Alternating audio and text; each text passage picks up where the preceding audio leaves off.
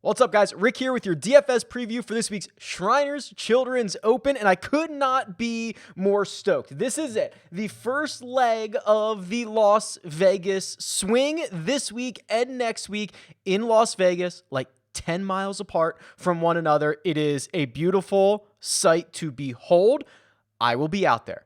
Your boy is media and credentialed this week. That's right. Let's go. So if you're going to be out at Shriners, if you're going to be out at the CJ Cup, I'll be out there. Come find me. I'll probably tweet about it. If you want to say what's up, happy to meet you. Let's chit chat. Follow me on Twitter at RickRunGood. That's the plug there. Otherwise, this video will be going through all things DFS. I'm so stoked. I love this course. Let's go. Couple of housekeeping items here at the top, and I'll make this quick. There are only 2 live shows this week. Wednesday, 3 p.m. Eastern time on the Rick Run Good YouTube channel. That's your standard Shriners live chat. I will go out to the course on Tuesday. I'll walk around. I'll talk to the guys. I hope to have some good intel and some good insight for that live chat on Wednesday. I'm already very familiar with the course, but I want to see kind of how it's playing in the current moment, so I'll try to get that information to you on Wednesday during the live chat. And then on Wednesday evening, 8:15 p.m. Eastern time, that is the Jock Market Power Hour. That is all things stock market DFS. If you've not played Jock Market yet, you're crazy. We'll talk all about that. You can check it out. Real quick, I want to get to Shriners so quickly, but last week was awesome. Sam Burns gets it done. A community win, as you can imagine. The Slack channel lit up. My inbox lit up. I just picked out a couple of people that I want to shout out because I always think it's nice to do this. Dan single entried the $33 contest on DraftKings, turned it into $3K, won it in a landslide. 626 points. Second place was 605. Lapped the field. Congratulations, Dan. And then I got an email from Brent, and Brent, we correspond via email a little bit, and it's good to see him have what he called his best weekend ever, and he certainly did.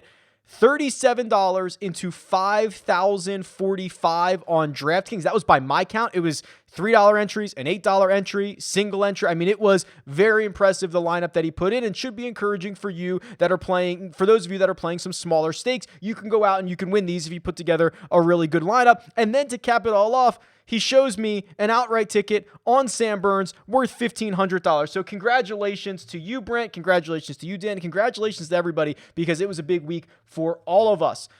Let's do it again. Let's keep it rolling. Shriners, let's go. Here it is, TPC Summerlin. I have played this a couple of times in the last couple of months. Very familiar with the course, and it is likely to be a birdie fest. The only thing that is a little bit different that we might see this week, I'm going to keep an eye on the wind. If the wind kicks, that could keep scoring in check. But remember last year, I can't remember if the cut line was 6 under or 7 under, but it was, I believe, the lowest cut in PGA Tour history. These guys are going to go out there and get it. It's a par 71. It's only 7,200 yards. It's pretty short by Tour standards. There's not even a lot of trouble for guys like me out there. Okay, I can find the trouble, but for them, it's a lot of wedges into these greens, and the greens themselves are just pure bent grass. They roll perfectly. You're going to have to make a lot of putts to win this thing. So here's the model for this week, and what you'll see is driving accuracy, not all that important. Driving distance, historically, not all that important. The thing that has been most highly correlated with success has been strokes gained putting. There are still 14 other courses in which strokes gained putting is more important, but here, again, wedge fest, a little bit of a ball striking thing. Whoever's going to get hot with the putter, they're going to win it. So historically, good putters have done well here. And if we take the last 50 rounds for every single player in the field, we take their attributes, we run the model using the results of this regression up at the top, saying what's valuable, how valuable is it, all that good stuff, you're going to see that the absolute best course fit in this field belongs to Abraham Answer. Yeah, Abraham Answer, then Louis Oosthuizen. So think about that. It's kind of like when I think of this course, I think this is perfect for Abraham Answer. Be in the fairway. Don't hit it into the desert golf, right? Don't hit it into the desert. Give yourself a bunch of 15 footers and see how many birdies you can make. That's Abe Answer. This course is not going to overpower him. He has 2 fourth place finishes here. This makes sense. Louis Oosthuizen, same thing, makes sense. Paul Casey makes sense, but I'm a little bit worried about. We can talk about that later. And then Victor Hovland and Mito Pereira round out the top 5 in terms of course fit. If you remove Mito, because I only have 30 measured rounds on him, Webb Simpson would round out the top 5. Those are guys we are going to talk about. Hovland and Simpson specifically. Love the way that they set up. If we go a little bit more recent, we call it the last 24 rounds. Best fit, Harris English, Sam Burns, Abraham Answer still there, Mito Pereira still there, and then Ian Poulter, believe it or not, jumps into this. That's because obviously over the last, those 26 rounds difference between 50 and 24 is a big difference, right? It's like half the number of rounds. So that's why you're seeing some of these names at the top here change. So you can mess around with this. You can sign up for RickRunGood.com. You can see all of these tools and you can have yourself a blast. But for now, I'm going to take you over to the cheat sheet and we are going to go tier by tier.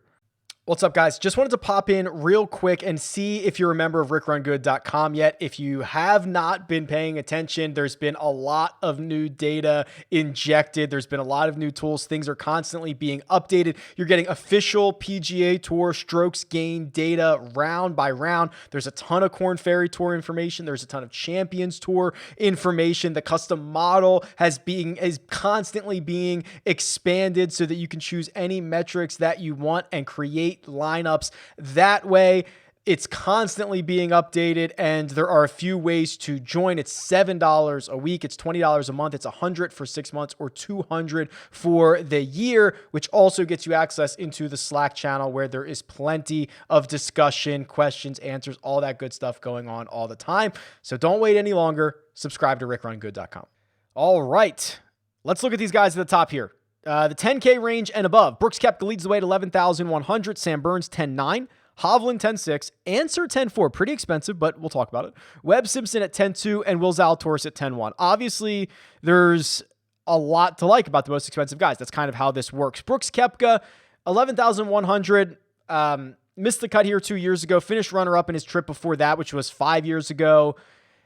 It's always a little bit scary to kind of play Brooks in kind of these smaller events, but hey, if you want to roll out Brooks, that's fine. I kind of am a little bit partial to some guys that are cheaper. Sam Burns is 10,900, and it's very easy to always just kind of fade the guy who won last week, but I have to point out a couple of things to you. Sam Burns won the Sanderson Farms losing strokes putting. Last guy to do that, Justin Thomas, 2020 WGC FedEx St. Jude. The 2 strokes that he lost putting is the second most by any winning player in the last 11 years. Stephen Bowditch lost like 2.5 strokes putting. Oh boy. I'm going to quote the 2014 Valero, something like that. But that was the only other one. So what does that say? It says his ball striking, his tee to green play, absolutely phenomenal. The 14.8 strokes that he gained tee to green last week at the Sanderson Farms, it was 6 shots better than anybody else. It's absolutely dialed in. And if you think Sam Burns has an issue backing up a win, you're probably wrong. When he won last year, his next start, I believe, was Byron Nelson. It wasn't the next week. It was 2 weeks later. Finished second there. Nearly probably should have won that event as well. So I have no problem going back to Sam Burns. Now, if you want a little bit more value, I've already talked about Abraham Answer. I think he's going to be a great course fit. I think he's going to be, if you're playing in a one and done, probably one of the best one and done options. We have to talk about Hovland and we have to talk about Simpson because those guys for their price are probably the most exciting to me. Here's Hovland at 10,600. How did he end his season? Well, finished 5th at the Tournament of Champions. At the Tour Championship, finished 17th at the BMW Championship, played the Ryder Cup, and actually played much better than what his stats indicate or what his record indicated. Remember, he played all 5 matches and got a half a point because he tied with Colin Morikawa on Sunday. That's terrible. However, if you look at the metrics, if you look at like birdies per hole, things like that, he made about a birdie every 4 holes by himself, which is equivalent to what Sergio Garcia did. It's equivalent to what Scotty Scheffler did, but because of kind of the luck nature of your matchup and your playing partner and things like that, he doesn't have the record to show for it. I'm not letting his Ryder Cup performance really dictate anything because I think he actually played pretty well. He is now 10 events in a row, gained strokes on approach. Gained strokes tee to green in 10 of his last 11 measured events. I mean, this is just going to be an opportunity for him to take as many birdie looks as he can and see if he can get one of those nuclear putters, which is something that he has done a couple of times, right? That's how he kind of wins. When that putter gets hot, he wins golf tournaments. So Viktor Hovland, very, very intriguing option. His bent grass numbers are better than his Bermuda numbers. They're better than his bent/POA numbers. The only thing they're worse than are his straight, pure POA numbers. But it's a positive surface for Viktor Hovland. The other guy, Webb Simpson, this is interesting. I cannot wait to see what the ownership is on Webb Simpson, because Webb Simpson has one of the most fascinating course histories here, and we never talk about it. We talk about Patrick Cantlay at Shriners. We talk about Kevin Na at Shriners. We talk about Webb Simpson at Harbour Town and Phoenix. We don't talk about him here. We should be. Let me show you this. I'm going to pull it up on the Holy Grail just so you can see every single little iota here. So we're going to go with TPC Summerlin. We're going to click on Webb's name. He's played 36 rounds. That's 9 trips. Do you know how many times he has lost strokes on approach? Never. You know how many times he's lost strokes tee to green? Never. It's a fascinating record. 7 top 20 finishes in those 9 starts, including a victory in 2013. If you start to think what courses are Abraham Ancer going to play, is Abraham Ancer going to fit well, they're the very similar courses that Webb Simpson's going to play well. Ones that are not going to overpower you, ones that are going to reward you from playing in the fairway, ones that everyone can reach the par 5s, which they can. It's just, this is such a good spot for Webb. Very excited about those guys. So the top 3 for me there, in whatever order you want to put them in, it's some combination of Hovland, Webb Simpson, and Sam Burns that I believe I'm most... Actually, I don't even know if I would include... You have to throw Ancer in there as well, which now I'm naming everybody. But okay, so now I have to rank them. I probably go, all things considered, including price, Hovland 1, Simpson 2, Ancer 3, Burns 4. But I like them all, okay? Deal with it. They're $10,000. Take what you will from these guys. I do think that Hovland might be a little bit more volatile than maybe like an Ancer and a Simpson, just because of kind of the nature of how they play. But really, really intriguing stuff here at the top. The 9K range is interesting. Louis Oosthuizen, who showed up on that model that says, hey, who should be one of the best course fits, Louis shows up because he puts the absolute lights out of it, and he's never really going to get you in that much trouble off the tee. So that's kind of interesting. Let's talk about Kevin Na, because he's $9,100. And when you start looking at like the outright market, books don't know what to do. They listed 13 guys 25-1 or shorter this morning when those odds came out. They don't know what to do. And Kevin Na always seems to get a boost for this event at the Shriners. He won it a couple of years ago, right? He won it in 2019. I have to admit, he hasn't really been all that good, right? I should take that back. He has been good and bad, right? So he's got 2 wins and a runner-up.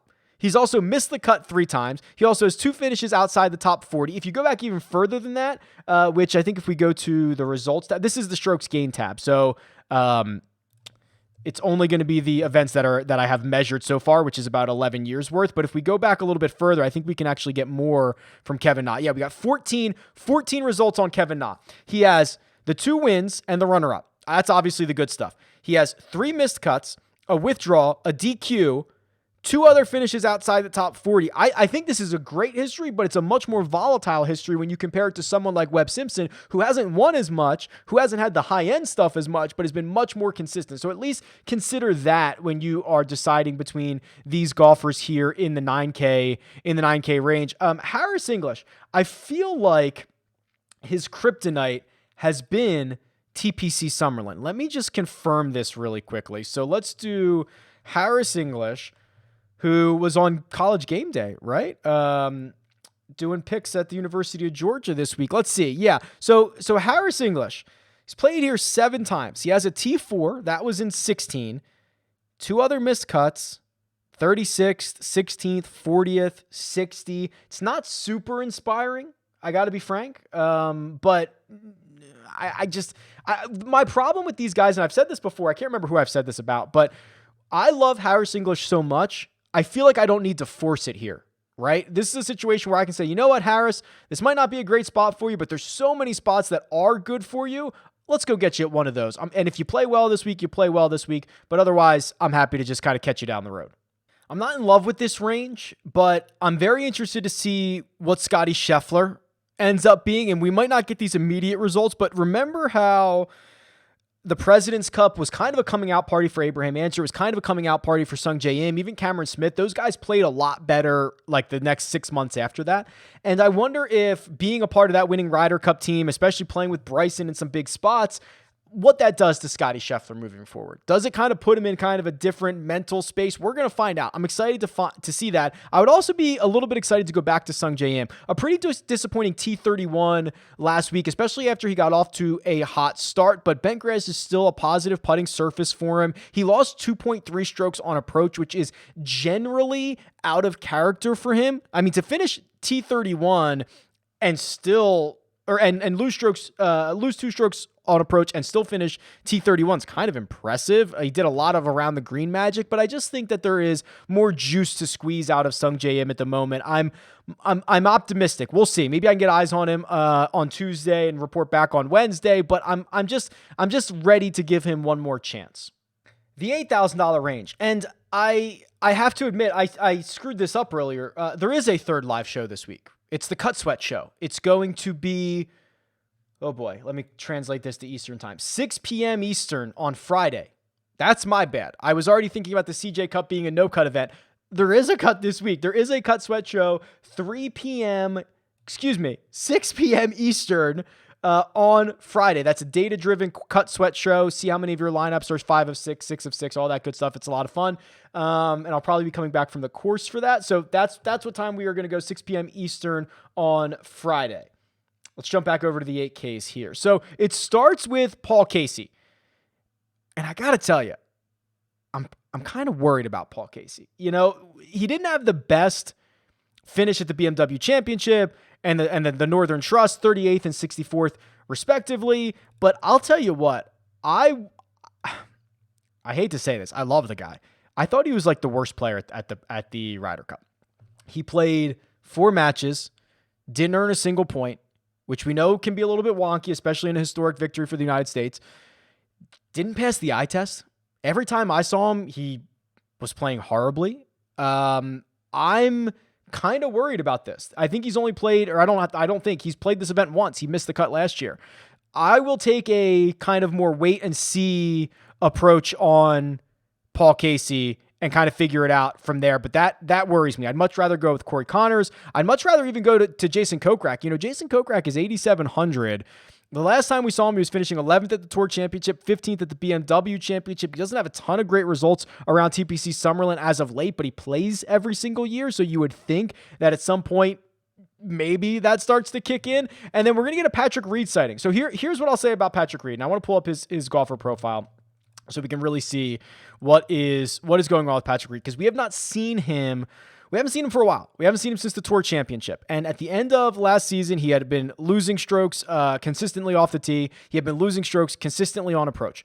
For a golfer as well-defined and with the pedigree of Patrick Reed, I imagine that a month off allows him to kind of get back to basics and figure this stuff out. It's a really good spot for him to come back. It's not a course that you need a bunch of distance to overpower. It's a course that you can putt your way to victory. Patrick Reed, excellent putter in general.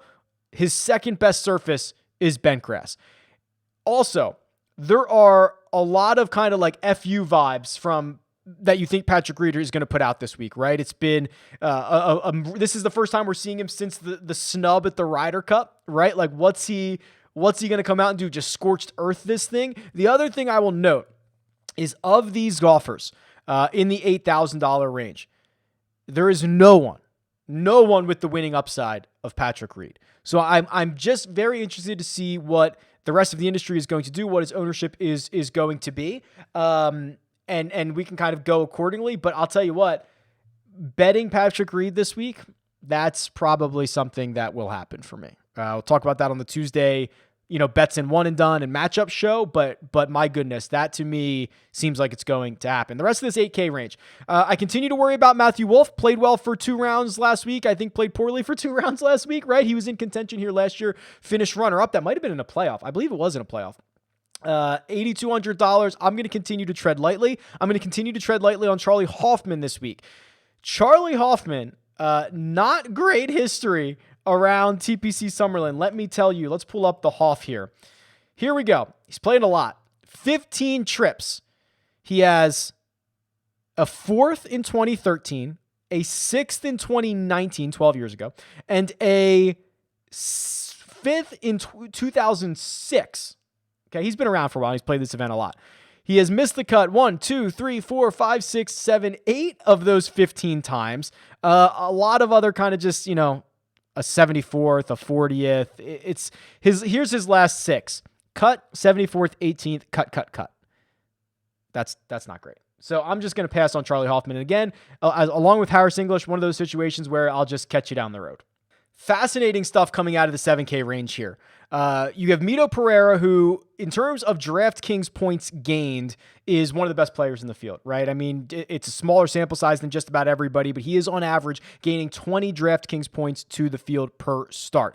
Even his 31st at the Sanderson last week felt disappointing. That's kind of where we're at with this guy right now, isn't it? So interested to see what the industry is going to do with now a much cheaper Mito Pereira, and interested to see what they're going to do with Danny Willett. Danny Willett goes out and wins the Alfred Dunhill last week. Now he's 7,700's got to make the trip over from Europe, but we'll see. These guys, they don't fly coach. They don't fly middle seat on Spirit or anything like that. So I'd be interested to see if Danny Willett can continue his performance this week. But the guy that I'm maybe most interested in the 7K range, and again, you might want to record this. Actually, I guess technically I'm already recording this because I don't say this often. What about Ricky Fowler? Yeah, let's talk about Ricky. So here's a situation that we have going on.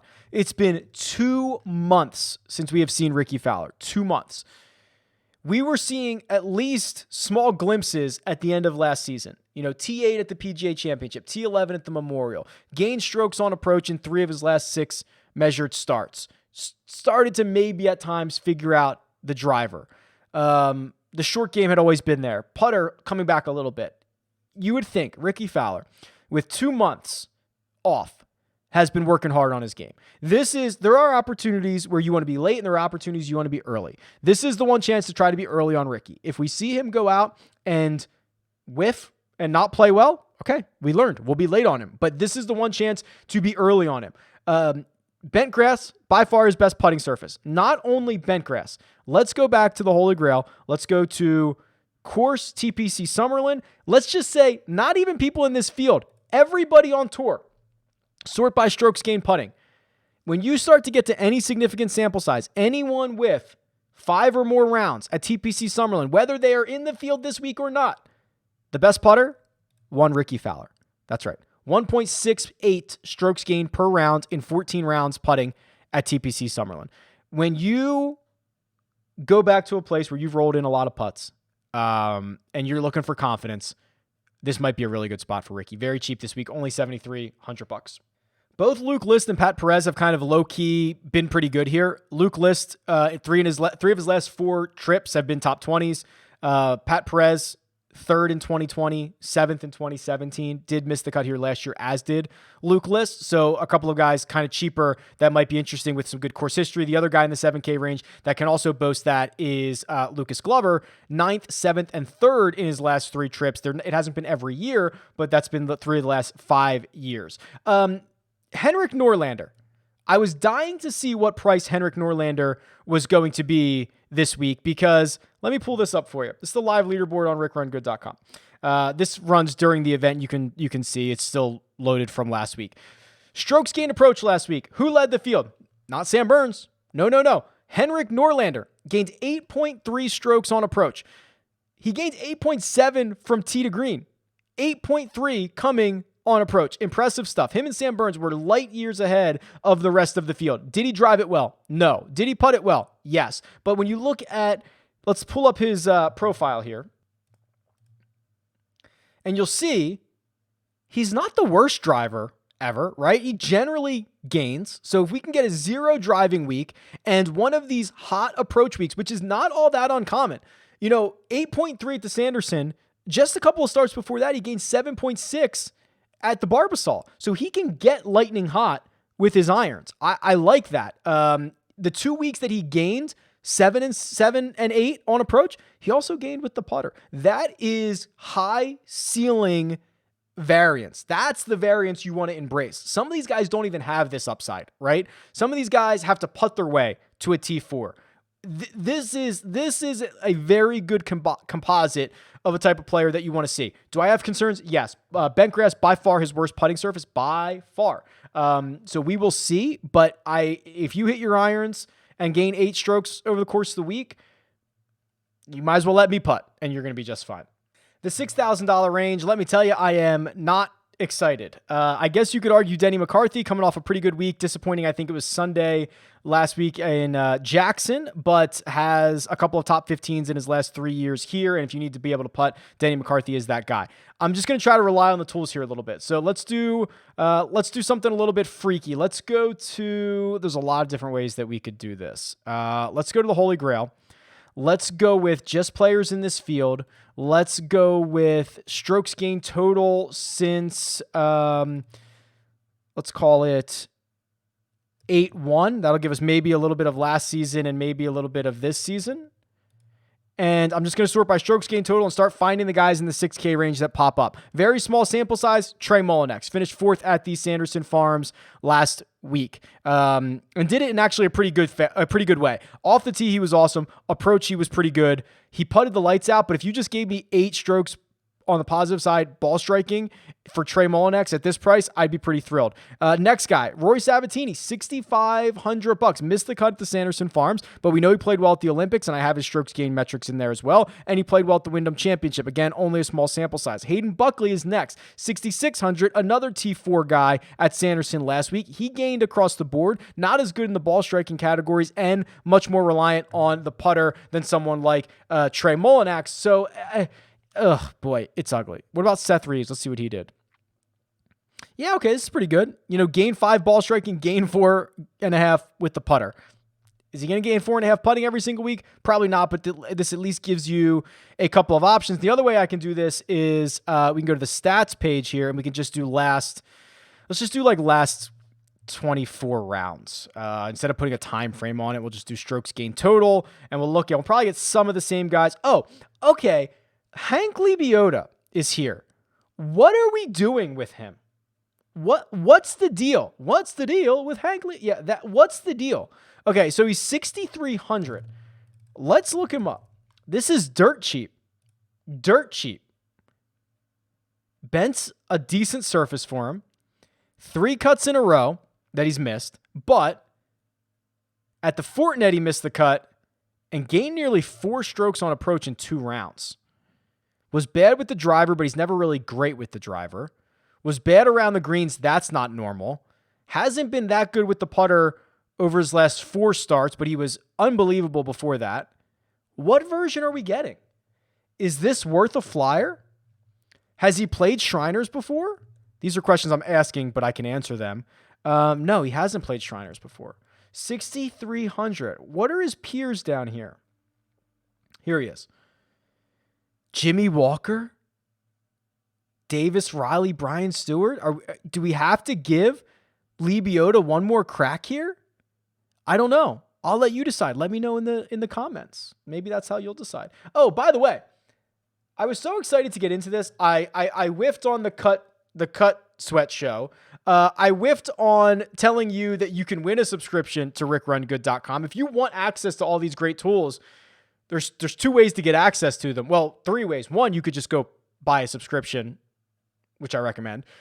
Way 2 is to like this video on YouTube. Make sure you're subscribed to the Rick Run Good YouTube channel and comment below with the one golfer that I should follow around this week. Who do you want to see in person? Who should I follow around this week? Comment with that below. That's one way. The other way, leave a 5-star rating and review on the iTunes version of this show. It's called 300 Yards to Unknown. It's linked in the description. Say something nice. Leave me your Twitter handle, and that will get you another entry into a running to win a subscription to RickRunGood.com. Additionally, let me run a custom model. Haven't done that. I'm completely out of whack. I'm so excited the tour's here. I'm completely out of whack. Let's run a model. This is the custom model on RickRunGood.com. Let's do what do we want to do? Last 24 rounds.